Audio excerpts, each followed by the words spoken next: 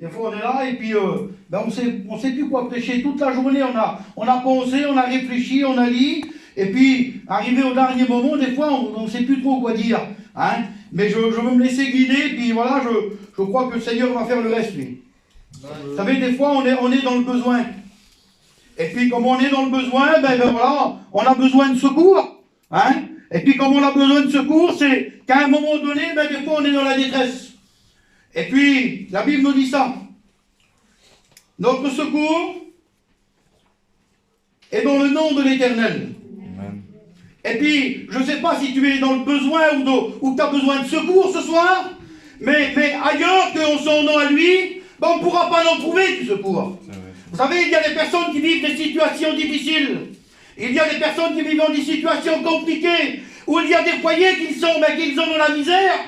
Et puis, au mieux de se réfugier en Dieu, pour retrouver leur secours, ils ne se mettent pas en Dieu. Ils s'éloignent un petit peu des choses de Dieu.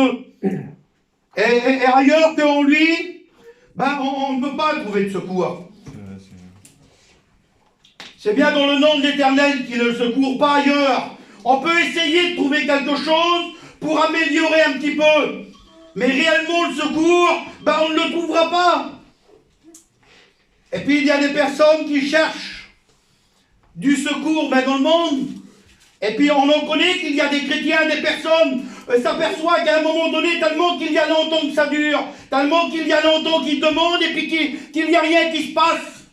Ce qu'ils vont faire, ils vont. Et puis, c'est la réalité, c'est comme ça. Ils vont se réfugier vers le monde pour essayer de trouver un petit peu de secours, pour essayer de trouver un petit peu de quelque chose qui pourrait les apaiser. Et vous savez ce qu'ils font? Je ne sais pas si vous le faites, moi, mais j'ai le message là sur mon cœur. Peut-être que moi, je passe à côté, c'est pas grave. Ça ne me dérange pas du tout. Peut-être qu'on prend des bateaux pour aller voir au bout là-bas du monde, pour essayer de voir d'être satisfait un petit peu là-bas. Des fois, pour essayer de trouver un petit peu de secours là-bas. Et puis, comme on arrive là-bas, il y a des belles choses. Il y a des choses qui frappent les yeux. Et puis, on se réjouit un moment. On se réjouit pendant une semaine, pendant 10 jours, pendant 15 jours, si vous voulez. On dépose tous nos sous. Et on s'aperçoit, comme on revient, la situation, elle ne s'arrange pas. La situation, elle ne va pas s'améliorer. Et puis, on est toujours dans le besoin de secours. Malgré qu'on a donné tous nos sous là-bas, pour essayer de se satisfaire un petit peu, pour essayer de s'améliorer dans notre situation, dans nos problèmes qu'on pourrait passer. Mais on s'aperçoit que le secours, il n'est pas là encore. Parce qu'on va chercher le secours au bout là-bas. On va faire des 1000 kilomètres, des 2000 kilomètres. Mais le secours, il est là, il est tout près de toi. C'est lui, c'est le Seigneur. Lui, il voudrait te donner le secours. Lui, il est là pour te secourir. Et puis peut-être qu'il y a des jours que tu cherches du secours. Peut-être que tu n'espères plus. Peut-être que, voilà, c'est comme ça, tu n'attends plus. Tu désespères après avoir du secours. Mais au mieux de t'approcher pour avoir le secours, tu prends du recul. Peut-être que tu t'éloignes tout doucement. Peut-être que, voilà, c'est comme ça. Peut-être que tu vas voir des choses pour essayer d'avoir un peu de secours. Mais toujours pareil, toujours pareil. Ça ne satisfait pas. Le secours, il n'est pas là. Et comme je vous dis, c'est dans l'Éternel qu'il est le secours. Il n'est pas ailleurs qu'en lui. Pas ailleurs que dans le Créateur. Il n'y a que lui qui peut apporter le secours. Et peut-être que tu vis une vie compliquée, une situation compliquée où tu te dis, voilà, il n'y a plus de solution, tu es en train de baisser les bras parce que le secours, tu ne le vois pas encore. Parce que le secours, il est loin de toi encore. Tout simplement, lui, il te tend la main. Rien d'autre. Il est là, le secours. Pierre, il était là. Il s'enfonçait. Et peut-être que tu t'enfonces, toi. Et tu ne vois pas le secours. Pierre, s'il ne saisit pas la main de Jésus, il n'y a pas de secours. Et c'est la solution pour avoir le secours, c'est là. C'est saisir la main de Jésus. Rien d'autre que la main de Jésus. Vous savez, dans le monde, moi je dis pas que les chrétiens ils allent dans le monde, c'est pas ça, loin de là. Mais on essaye de se satisfaire un petit peu pour essayer de trouver un petit peu de secours. Mais on n'en trouve pas. Et puis, il y a des personnes qui sont dans le besoin de secours, mais ils attendent. Et ils ne font pas d'efforts. La situation compliquée, elle est toujours là. Il n'y a rien qui s'améliore, mais ils attendent. Et dans Jean 5, il y avait un homme qui était là, à la piscine de Bethsaïda. La Bible nous dit qu'il y avait 38 ans qu'il était là. 38 ans, ben, qu'il attendait. 38 ans qu'il était toujours dans la même situation. Où c'est ben, qu'il n'avait pas de secours. Toujours pareil, dans la même situation. Et peut-être qu'il y a des jours, peut-être qu'il y a des mois, que tu es dans la même situation. Vous savez, on peut être chrétien et être dans l'angoisse jusqu'au cou. Comment ça, David? Un chrétien peut passer par l'angoisse? Je suis un chrétien, je suis né de nouveau, moi. Je passe pas par l'angoisse. Mais si, tu peux passer par l'angoisse. T'es pas plus que Jésus, toi. Jésus, lui, dans le jardin de Gethsémane, ben, il était dans l'angoisse. Sa sueur devient comme des grumeaux de sang. Et puis, tu attends le secours, mais tu es là, t'attends, et il n'y a rien qui se passe. Parce que tu ne fais pas d'effort, peut-être, pour réellement chercher le secours. Peut-être que tu te trouves bien dans ta situation. Et puis, il y a des personnes qui sont comme ça. Ils sont dans l'angoisse jusqu'au cou, et ils se disent, ah ben voilà, moi je suis là, et puis ça va être dur pour moi pour m'en sortir aujourd'hui. Hein, parce que là, la situation, elle est là, et puis, réellement, ils ne font plus confiance au Seigneur. Ils ne croient pas que le Seigneur est tout-puissant, et puis ils ne croient pas qu'il peut changer les circonstances. Mais il connaît tout, il sait tout, puis il est capable de t'en sortir si tu es ben, dans l'angoisse. Et il y a des personnes, voilà, ben, qui sont dans des dépressions. Et puis, comme je vous dis, le monde, lui, ben, le monde, il va faire tout pour améliorer. C'est toujours du chiquet, c'est pas vrai. Il va proposer des choses pour essayer d'améliorer, mais pas apporter le secours. Il va essayer d'apporter quelque chose pour faire du semblant, du carré, mais c'est pas vrai. Mais il n'y a pas de secours derrière ça. Parce que la dépression, c'est quelque chose qui va nous paralyser, si vous voulez. Elle va nous renfermer sur nous-mêmes. Et puis, là, on est là, et puis, on pense plus qu'à autre chose, qu'à la dépression, qu'à ça, puis il n'y a plus rien qui compte. On va tout négliger, le foyer, la famille et tout. Mais il n'y a plus rien qui compte. On va s'apercevoir qu'à un moment donné, ben, il n'y a pas de solution. Ben, on va aller voir un médecin, et puis, au milieu d'essayer d'avoir du secours, ben, c'est simplement un cachet.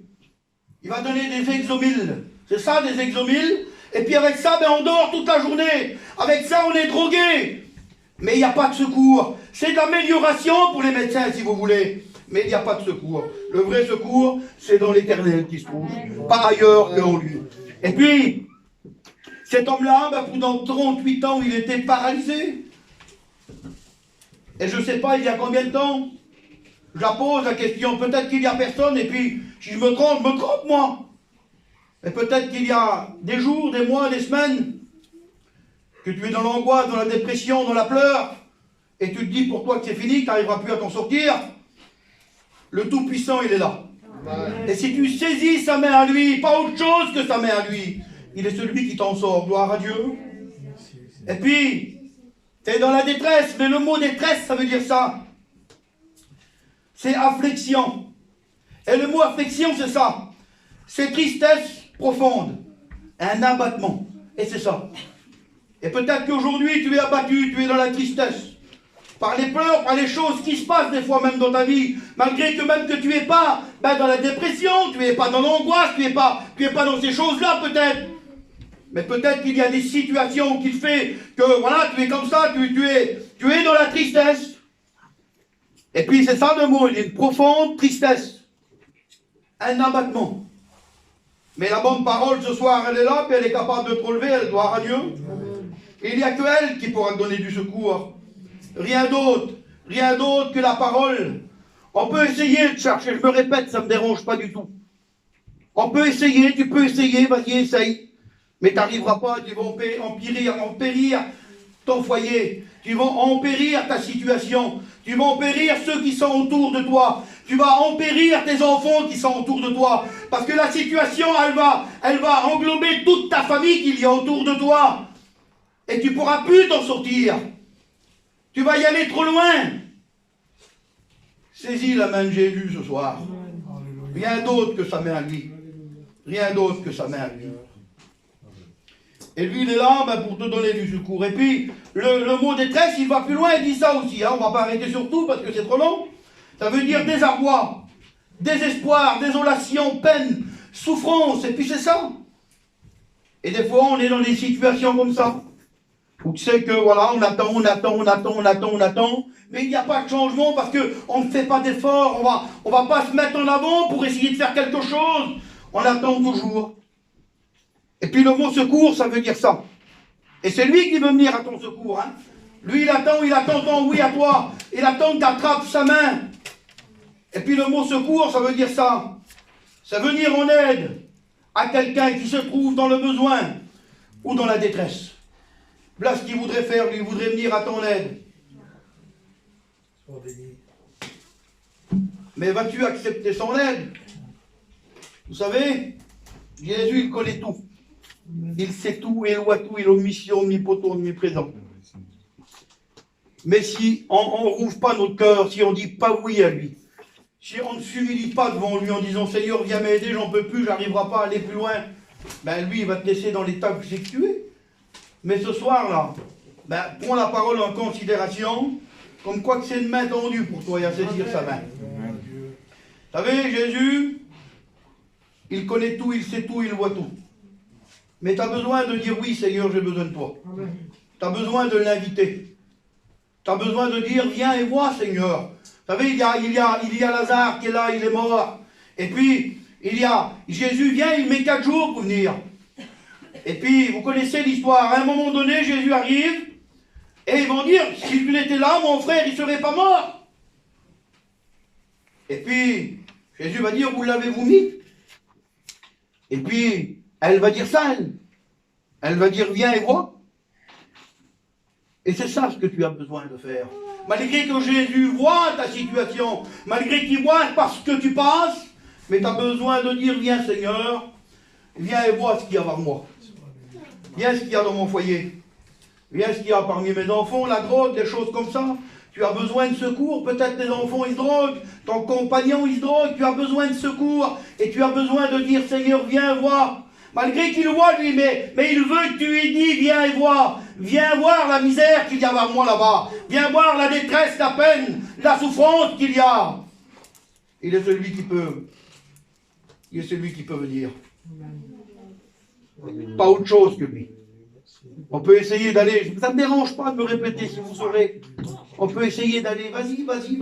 T'es libre de toute façon. Essaye d'y aller, tu verras. Ça ne va pas s'améliorer. Tu vas aller en empirant. Ce soir, saisis la main de Jésus. Parce que des fois, la foi, elle baisse. Et puis des fois, la foi, on est bien bas des fois. Et puis, puis voilà, on est humain, et puis c'est normal des fois. Mais dans l'épreuve, des fois, où il y a des situations compliquées, la foi, elle baisse. Et peut-être que ta foi baisse. Et c'est pas suffit que ta foi a baissé un peu que tu es perdu. Mais tu as besoin de dire viens. Viens au secours de ma foi. Parce qu'il est celui qui peut augmenter ta foi. Et puis il y a un exemple d'homme dans la Bible. Cet homme-là, a vécu dans son foyer, si vous voulez, une situation compliquée. Son fils, il était dans le problème. Le problème, il était dans son foyer. C'était son garçon. Et puis, c'est dans Luc, dans Marc 9, au verset 24. Et puis on s'aperçoit que il l'a emmené vers les disciples. Rien du tout.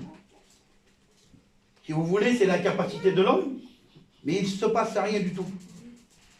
Et puis comme on lit cette histoire, on va s'apercevoir que le Père, il va dire ça. Dans Marc 9, au verset 24. Il va dire, viens au secours de mon incrédulité. Et le mot incrédulité, ça veut dire ça. Ça veut dire infidèle. Ça veut dire sans foi. Ça veut dire aussi manque de foi. Faiblesse de la foi. Et peut-être qu'aujourd'hui, dans la situation que tu vis, tu te dis, moi, le secours, il ne sera pas pour moi. Peut-être que tu baisses les bras. Peut-être que ta foi, elle faillit. Peut-être que tu es en train d'abaisser les bras. Mais les apôtres, un jour, ils vont être là, puis ils vont dire, Seigneur, augmente-nous la foi. Et c'est quelque chose que tu peux faire. C'est quelque chose que tu peux faire. Et c'est quelque chose que nous devons faire. Comme, voilà, on monte de foi, et puis ça arrive. Et puis, vous connaissez l'histoire. On s'aperçoit que Jésus va faire un miracle. On s'aperçoit que, voilà, Jésus, il va guérir ce garçon. On s'aperçoit que ce garçon, il est rétabli. C'est parce que, voilà, il a mis sa confiance dans le Seigneur, cet homme. Et puis, il n'y a pas d'autre solution. Il faut saisir sa main. Et puis, c'est vrai qu'on peut descendre très très bas. La Bible nous dit que Jonas est descendu jusqu'aux racines des montagnes. Ça fait bas, aux racines des montagnes, hein, ça fait bas. Mais jusqu'à là. Je ne sais pas où c'est que tu es descendu, moi. Mais je sais une chose, que lui, il est capable de t'en remonter. Il est capable de te tenir dans sa main puissante. Il est capable d'intervenir dans ta vie. Il est capable d'intervenir dans ton foyer. Au sein de tes enfants, il est capable d'intervenir. Et Jonas, où c'est qu'il était, il va dire ça, lui. Dans ma détresse, j'ai invoqué l'Éternel. Et il m'a exaucé. Et lui, c'est ce qu'il veut. C'est que tu fasses des efforts. Il veut te tendre la main à toi de la saisir. Mais le secours, il est là. On ne va pas chercher ailleurs, ça ne sert à rien du tout. Ce qu'il veut, lui, c'est entendre ta voix, tout simplement. Pour venir à ton secours. Et dire, viens et vois, Seigneur, la situation. Viens et vois le problème. Il est capable d'intervenir. Je lis un dernier verset, puis on prie le Seigneur. Dieu est pour nous un refuge, un appui, un secours qui ne manque jamais dans la détresse. Et lui, il ne manque pas. Peut-être les hommes, eux, ils manquent. Tu es peut-être dans la détresse, dans des choses comme ça, les hommes, ils ne sont peut-être pas là. Eux. Et lui, il est là. Parce qu'il dit, je suis tous les jours avec vous. Et toute la journée, chaque instant, chaque moment, il est là. C'est un secours qui ne manque jamais dans la détresse. Sur ces quelques mots, on va prier le Seigneur. Je n'ai pas été long. Hein?